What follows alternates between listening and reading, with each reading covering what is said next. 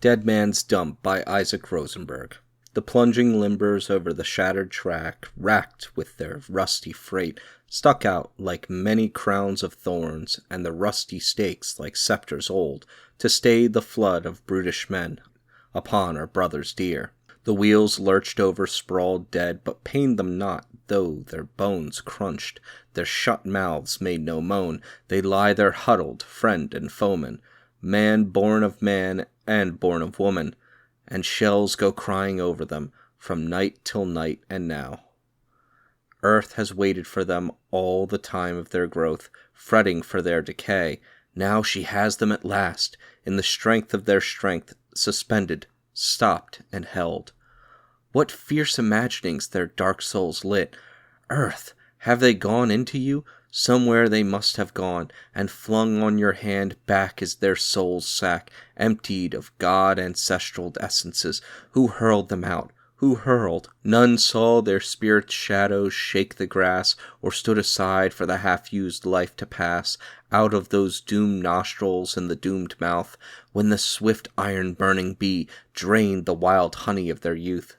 What of us who, flung on the shrieking pyre, walk our usual thoughts untouched, our lucky limbs as on ichor fed, immortal seeming ever? Perhaps when the flames beat loud on us, a fear may choke in our veins, and the startled blood may stop. The air is loud with death, the dark air spurts with fire, the explosions ceaseless are, timeless now some minutes past. Those dead strode time with vigorous life till the shrapnel called an end. But not to all. In bleeding pangs, some born on stretchers dreamed of home, dear things war-blotted from their hearts.